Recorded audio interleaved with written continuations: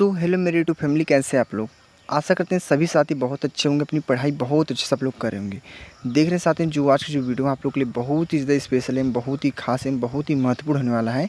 जो हमारे प्रिय साथी, प्रिय मित्र, प्रिय भाई बहनें तैयारी करें आरपीएफ कांस्टेबल एंड एसआई की, तो साथियों उनके लिए खास कर स्पेशल वीडियो बनाया जा रहा है साथियों। ठीक है, हम लोग देखेंगे RPF constable GK, GS, PYQ, IMP मैं जितने प्रश्न बताऊंगा सभी पीवाईक्यू रहेंगी।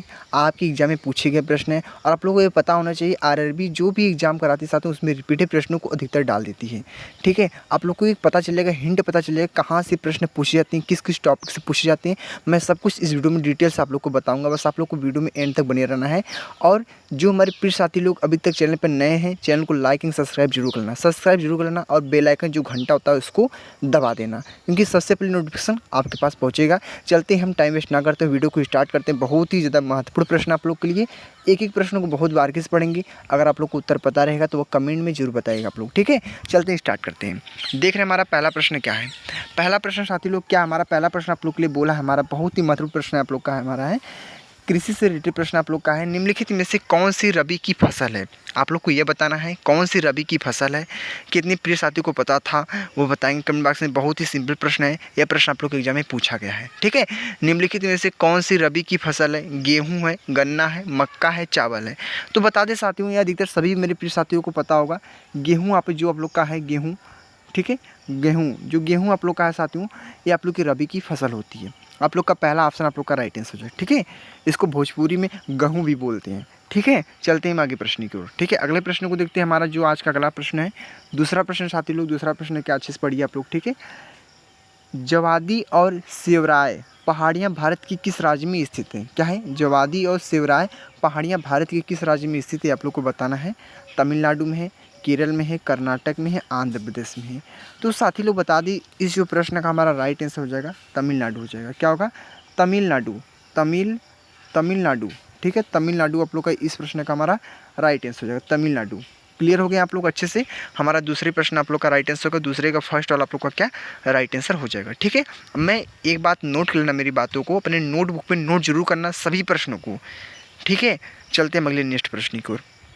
देख सकते हैं हमारा अगला प्रश्न कौन सा साथी लोग हैं, आप लोग के लिए स्क्रीन पे हमारा तीसरा प्रश्न है।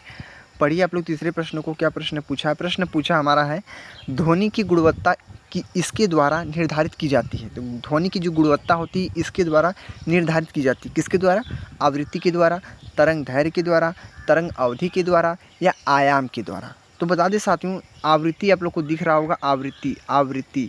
तो साथी लोग आवृत्ति हमारा जो इस प्रश्न का हमारा राइट आंसर हो जाएगा आवृत्ति, पहला ऑप्शन हमारा थर्ड का ऑप्शन नंबर ए वाला इस प्रश्न का हमारा राइट आंसर हो जाएगा साथी लोग। ठीक है, क्लियर हो गए आप लोग। अब हम चलेंगे अगले नेक्स्ट प्रश्न की ओर। ठीक है, हम लोग एक एक प्रश्न को देखते रहेंगे। ठीक है, अगला प्रश्न हमारा कौन सा आप लोग के लिए है, देख सकते हैं स्क्रीन पे। चौथा प्रश्न है, प्रश्न क्या बोला साथी लोग, पढ़िए अच्छे से। पाल साम्राज्य का संस्थापक कौन है, पाल साम्राज्य का संस्थापक कौन है। तो देखिए हमारी हिस्ट्री से प्रश्न पूछा साथियों, साम्राज्य से। ठीक है, तो बता सकते हैं पाल साम्राज्य का संस्थापक कौन था। गोपाल था, दंती दुर्ग था, सिमुक था, और क्या शशांक था। तो बताएंगे साथियों, इस प्रश्न का हमारा राइट आंसर जो होगा गोपाल हो जाएगा। क्या, गोपाल आप लोग को दिख रहा होगा, पहला ऑप्शन आप लोग का राइट आंसर है गोपाल। ठीक है, क्लियर हो गया आप लोग। अब हम चलते हैं अगले नेक्स्ट प्रश्न की ओर बढ़ते हैं। ठीक है, अगला प्रश्न हमारा कौन सा साथी लोग आपके लिए हमारा देख सकते हैं पांचवा प्रश्न है। पांचवा प्रश्न आप लोग की स्क्रीन पे हमारा दिखा क्या है, ट्रॉफी के संबंध में MVP शब्द का पूर्ण रूप क्या है।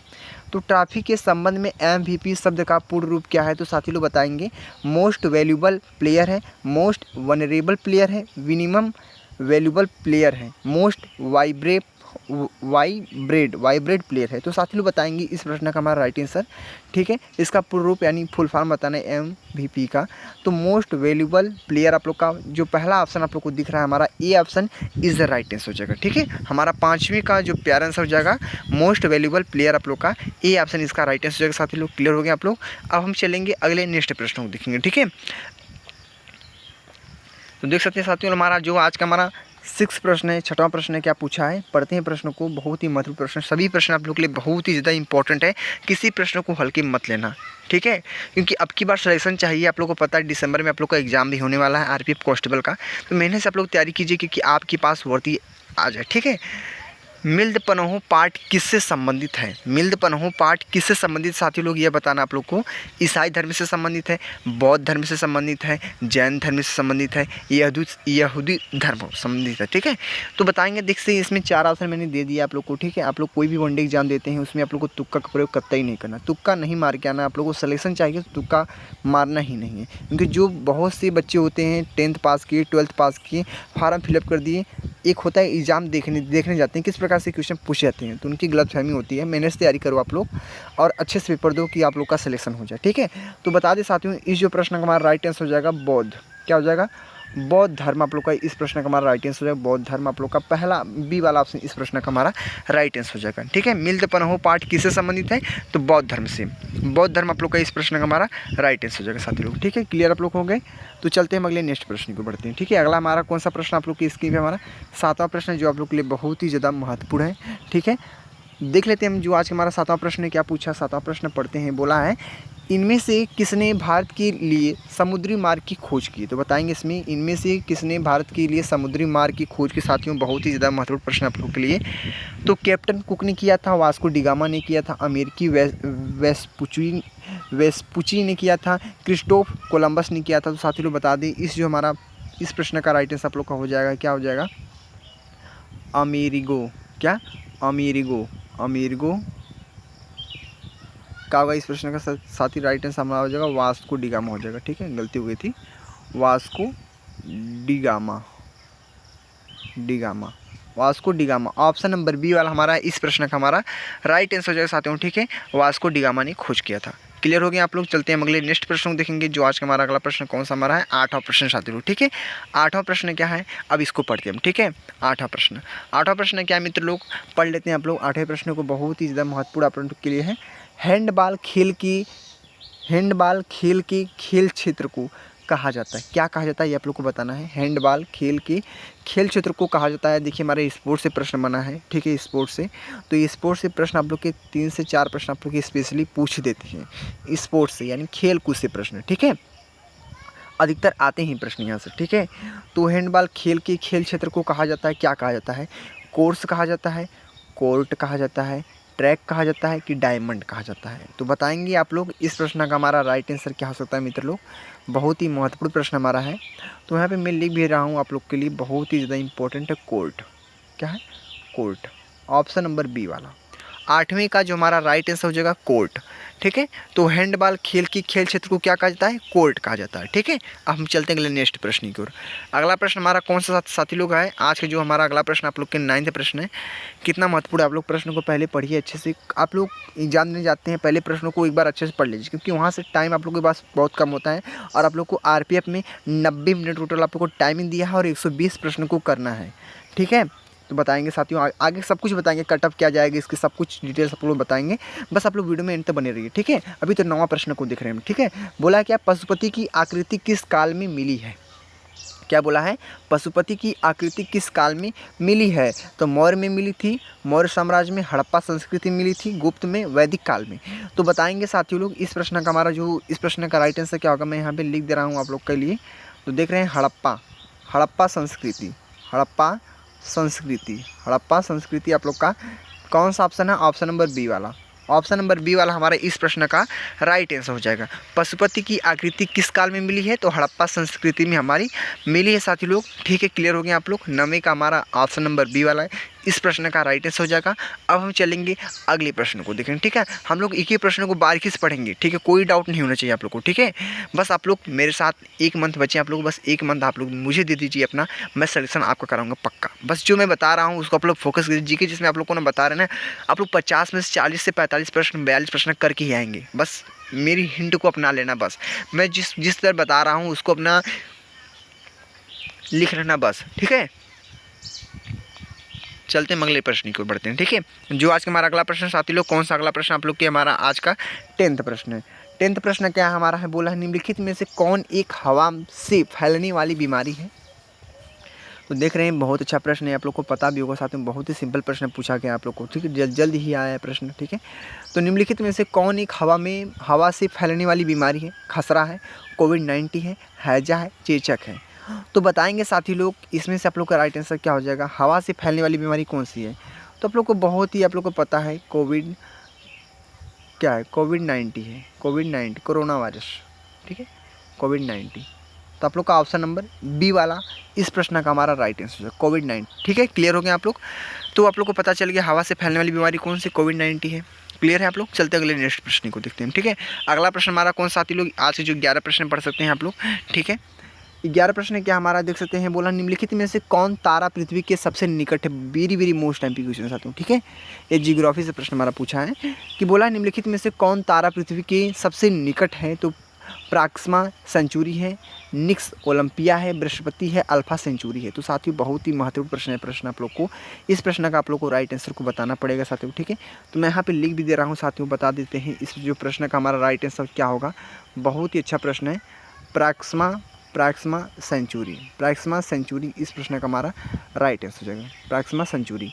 ऑप्शन नंबर ए वाला, ऑप्शन नंबर क्या आप लोग का ऑप्शन नंबर ए वाला हो जाएगा इस प्रश्न का हमारा राइट आंसर। ठीक है, क्लियर हो गया आप लोग। 11 में एक ऑप्शन नंबर ए वाला आप लोग का इस प्रश्न का हमारा राइट आंसर हो जाएगा। ठीक है, अब हम चलेंगे अगले नेक्स्ट प्रश्न को। ठीक है, हम लोग एक एक सीढ़ी को चढ़ते चलेंगे, देखते हैं हम सीढ़ी को पार कर जाते हैं कि नहीं जाते हैं। ठीक है, और सभी मेरे प्रिय साथी से निवेदन है कि पूरे प्रश्न को करने के बाद आप लोग स्कोर जरूर बताना, आप लोग कितना स्कोर किए हैं। ठीक है, समझ लीजिए आपको एग्जाम ही चल रहा है। ठीक है, चलते हैं अगले प्रश्न की ओर। अगला प्रश्न हमारा कौन सा आप लोग के लिए देख सकते हैं, हमारा 12 प्रश्न। प्रश्न क्या बोला है, सार्वजनिक संपत्ति स्रोतों के अति प्रयोग को कहा जाता है। तो सार्वजनिक संपत्ति के स्रोतों के अति प्रयोग को कहा जाता है, क्या कहा जाता है, सार्वजनिक संसाधनों की त्रासदी कहा जाता है, खराब स्रोत कहा जाता है, सार्वजनिक स्रोत का दुरुपयोग कहा जाता है, संसाधन की खपत कहा जाता है। तो बता सकते हैं इस प्रश्न का हमारा राइट आंसर क्या हो सकता है साथी लोग। तो बहुत ही महत्वपूर्ण प्रश्न है आप लोग के लिए, हमारे बता दें 12वें प्रश्न का राइट आंसर आप लोग का हो जाएगा क्लियर आप लोग का, सार्वजनिक संसाधनों की त्रासदी। क्या होगा, सार्वजनिक संसाधनों की त्रासदी आप लोग का हमारा ऑप्शन नंबर ए वाला इस प्रश्न का हमारा स्पेशलिस्ट राइट आंसर हो जाएगा। ठीक है, चलते हम अगले नेक्स्ट प्रश्न को देखेंगे जो आज का हमारा अगला प्रश्न है। नियम का 13वां प्रश्न क्या साथी लोग पढ़ लेते हैं। 13वां प्रश्न को आप लोग के लिए महत्वपूर्ण है। बोला कि आप प्रश्न को अच्छे से पढ़िए आप लोग। संसद की संयुक्त सत्र का संचालन करने के लिए अध्यक्ष के रूप में अनुपस्थित रहते हुए सत्र का संयोजक कौन होता है। संसद की संयुक्त सत्र का संचालन करने के लिए अध्यक्ष के रूप में अनुपस्थित रहते हुए सत्र का संयोजक कौन होता है। तो बता सकते हैं साथी लोग इस प्रश्न का हमारा राइट आंसर क्या हो सकता है, लोकसभा उपाध्यक्ष, राज्यसभा उपाध्यक्ष, राज्यसभा की सभापति, और एक ऑप्शन हमारा आप लोग के लिए प्रोटेम स्पीकर है। तो बताएंगे इस प्रश्न का हमारा राइट आंसर क्या हो सकता है साथी लोग। तो बता दिया जाए, बहुत अच्छा प्रश्न आप लोग की बता दें इस प्रश्न का हमारा जो आप लोग का राइट आंसर हो जाएगा लोकसभा। क्या होगा, लोकसभा इसके आगे आप बताएंगे लोकसभा उपाध्यक्ष। तो बता सकते हैं लोकसभा उपाध्यक्ष आप लोग का हमारा ऑप्शन नंबर ए वाला इस प्रश्न का हमारा राइट आंसर हो जाएगा। ठीक है, आप लोग का करेक्ट आंसर आप लोग का हो जाएगा लोकसभा उपाध्यक्ष। अब हम चलेंगे अगले नेक्स्ट प्रश्न को देखेंगे। ठीक, अगला प्रश्न हमारा कौन सा आप लोग के लिए हमारा है, 14 प्रश्न है साथी लोग। 14 प्रश्न क्या हमारा है, पैरालंपिक में स्वर्ण पदक जीतने वाले पहले भारतीय कौन थे। तो बता सकते हैं पैरालंपिक में स्वर्ण पदक जीतने वाले पहले भारतीय कौन थे। तो पहले भारतीय कौन थे साथी लोग, मरियप्पन थंगावेलु थे, दीपक कर्माकर थे, हिमा दास थे, मैरी कॉम थी। तो साथी लोग बता सकते हैं इस प्रश्न का हमारा राइट आंसर क्या हो सकता है। बहुत ही महत्वपूर्ण प्रश्न आप लोग के लिए। ठीक है, तो 14वें प्रश्न का हमारा जो इस प्रश्न का राइट आंसर हो जाएगा आप लोग का मरियप्पन थंगावेली। आप लोग को मैं यहाँ पे लिख भी रहा हूँ, आप लोग को अच्छे से समझ में आए। मरियप्पन थंगावेलु। क्या होगा, थंगावेलु।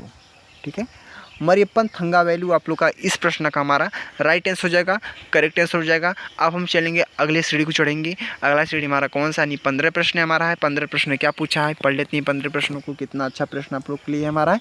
बोला है मूल कोशिकाओं की विभाजन के लिए, क्या है, मूल कोशिकाओं की विभाजन के लिए एक मूल कोशिका को में विभाजित किया जाता है। तो बता सकते हैं इस प्रश्न का राइट आंसर, 2 समान, 2 असमान, 1 असमान, समान।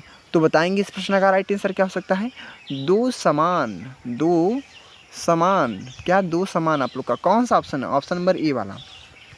दो सामान। आप लोग का राइट आंसर कौन सा होगा? 15वीं का ऑप्शन नंबर ए वाला एग्जैक्ट राइट आंसर हो जाएगा। ठीक है, अब हम चलेंगे अगले प्रश्न को, अगली सीढ़ी को चढ़ते हैं हम लोग, चलते हैं देखते हैं अगला सीढ़ी कौन सा हमारा है।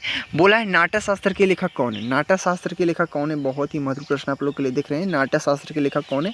सेम डिट्टो प्रश्न ऐसे पूछे जाएंगे, ज़्यादा हार्ड लेवल के प्रश्न नहीं पूछे जाएंगे।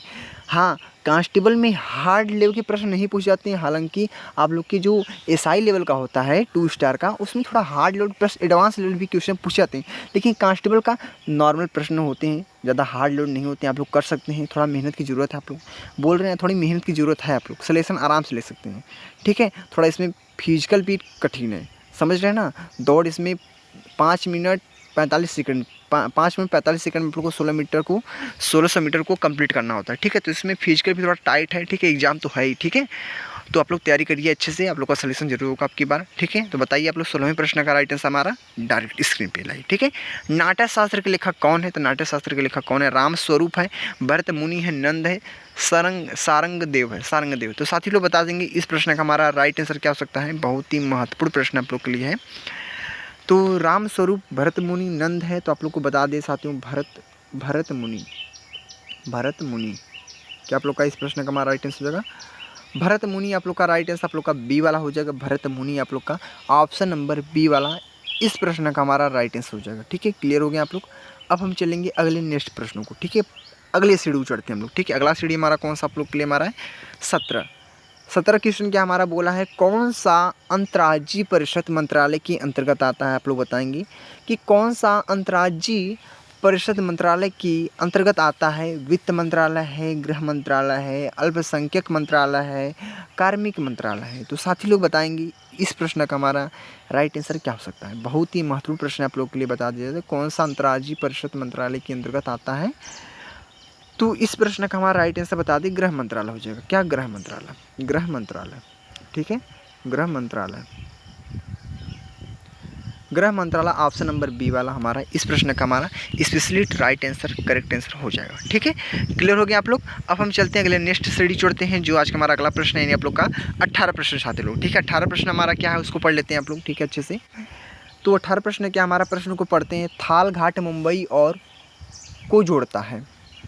थाल घाट जो है वो मुंबई और को जोड़ता है, तो किसको जोड़ता है? पुणे को जोड़ता है। पुणे का दूसरा नाम पुणे है। ठीक है, पुणे, जिससे ऐसे लिखते हैं पुणे भी लिख सकते हैं या पुणे भी लिख सकते हैं। ठीक है, पुणे भी लिख सकते हैं, तो दोनों ही एक ही नाम होते हैं, इसमें कंफ्यूजन नहीं होना है आप लोग को। पुणे सकते हैं या पुणे कर सकते हैं। एक होता है गुड़ग्राम होता है, एक होता है गुरुग्राम होता है, दोनों एक ही होता है। ठीक है, तो पुणे है, नासिक है, सूरत है, गोवा है। तो बता दें साथियों इस प्रश्न का हमारा थालघाट मुंबई और को जोड़ता है, तो इसका जो महत्वपूर्ण प्रश्न का राइट आंसर आप लोग का हो जाएगा नासिक हो जाएगा। क्या हो जाएगा? नासिक आप लोग का इस प्रश्न का हमारा राइट आंसर हो जाएगा। ऑप्शन नंबर बी वाला हमारा इस प्रश्न का राइट आंसर हो जाएगा साथी लोग। ठीक है, अब हम चलते हैं अगले नेक्स्ट प्रश्न को देखेंगे। ठीक है, हमारा अगला प्रश्न हमारा कौन सा आप लोग के लिए हमारा है? 19वां प्रश्न। ठीक है, अगला सीढ़ी कौन सा हम चढ़ रहे हैं? 19वीं कुल। ठीक है, तो देख सकते हैं प्रश्न हमारा क्या प्रश्न बोला हमारा, निम्नलिखित में से कौन क्रिकेट से संबंधित नहीं है। बहुत ही ज़्यादा महत्वपूर्ण प्रश्न है, आप लोग बता सकते हैं। सिंपल प्रश्न है कि निम्नलिखित में से कौन क्रिकेट से संबंधित नहीं है। तो आप लोग देखते हैं प्रश्न को टिक मारिए आप लोग। ईरानी कप है, कलिंग कप है, रणजी ट्रॉफी है, देवधर ट्रॉफी है। तो बताएंगे साथी लोग इस प्रश्न का हमारा राइट आंसर क्या हो सकता है। करेक्ट आंसर को चूज़ कीजिए आप लोग कि निम्नलिखित में से कौन से क्रिकेट से संबंधित नहीं है। तो कलिंग कप आप लोग का क्या होगा, इस प्रश्न का हमारा राइट आंसर है कलिंग कप। क्या? कलिंग कप आप लोग का इस प्रश्न का हमारा राइट आंसर आप लोग हो जाएगा। ऑप्शन नंबर बी वाला हमारा इस प्रश्न का 19वीं का राइट आंसर आप लोग का हो जाएगा साथी लोग। ठीक है, क्लियर हो गया आप लोग। अब हम चलते हैं अगले नेक्स्ट प्रश्न को देखेंगे, जो आज का हमारा अंतिम प्रश्न है। आप लोगों को पता हम हर एक वीडियो में 20 प्रश्नों को लाते हैं। ठीक है, जो आप लोग के लिए बहुत ही ज़्यादा महत्वपूर्ण होते हैं, स्पेशल होते हैं प्रश्न। ठीक है, चलते हैं देख लेते हैं उन प्रश्नों को भी हम, जो आज का हमारा अगला प्रश्न आप लोग के लिए देख सकते हैं। बहुत ही ज़्यादा महत्वपूर्ण प्रश्न आप लोग के लिए हमारा है। तो बहुत अच्छा प्रश्नों को हमने ऐड किया। इस प्रश्न को देख रहे हैं हमारा, पुरुषों में कौन से सेक्स जीन होता है। तो बताएंगे पुरुषों में कौन से सेक्स जीन होता है। XX होता है, XY होता है, YY होता है, उपरोक्त में कोई नहीं। तो साथी लोग देख सकते हैं ये जो प्रश्न हमारा पूछा गया है आप लोग का बायोलॉजी से प्रश्न है। ठीक है, ये प्रश्न पूछा गया था आप लोग के एग्जाम में, RPF कांस्टेबल एग्जाम में पूछा गया था साथी लोग। ठीक है, तो बता सकते हैं इस प्रश्न का राइट आंसर हमारा क्या सकता है। बहुत ही ज़्यादा महत्वपूर्ण प्रश्न है, बता दीजिए साथियों इस प्रश्न का हमारा राइट आंसर आप लोग का XY हो जाएगा। ठीक है, तो पुरुषों में कौन से सेक्स जीन होते हैं? आप लोग के XY होता है। तो साथियों लोग देख लिए, हमने देखा पूरी 20 प्रश्नों को बहुत अच्छे से पढ़ लिया, बहुत अच्छे से क्लियर कर लिया। आप लोग को कोई डाउट नहीं होना चाहिए। तो सभी प्रश्न आप लोग के लिए बहुत ही ज़्यादा महत्वपूर्ण थे। आप लोग को वीडियो कैसा लगा आप लोग कमेंट कीजिएगा, ठीक है? क्योंकि एक कमेंट से और एक सब्सक्राइबर से मुझे बहुत मोटिवेशन मिलता है, एक उत्साह जागृत होती है वीडियो बनाने की और अच्छी, ठीक है? तो आप लोग का बस सपोर्ट प्यार चाहिए, ऐसे बनाए रखिए आप लोग, ठीक है? तो मिलते हैं अगले नेक्स्ट वीडियो में। आज का पार्ट नंबर 5 था हमारा। अगले नेक्स्ट पार्ट में इससे भी अच्छे क्वेश्चन लाएंगे आप लोग के लिए, ठीक है? जो आप लोग के बहुत ही ज़्यादा स्पेशलिस्ट क्वेश्चन होंगे आप लोग के RPF कांस्टेबल एसआई के लिए। तो मित्र आप लोग अच्छे से तैयारी करते रहिए। आप लोग का सिलेक्शन जरूर होगा आपकी बार 2025 में, आप लोग का जरूर भर्ती मिलेगी, ठीक है? तो मिलते हैं अगले नेक्स्ट वीडियो में। जय हिंद, जय भारत, वंदे मातरम। लव यू मेरे प्रिय साथियों।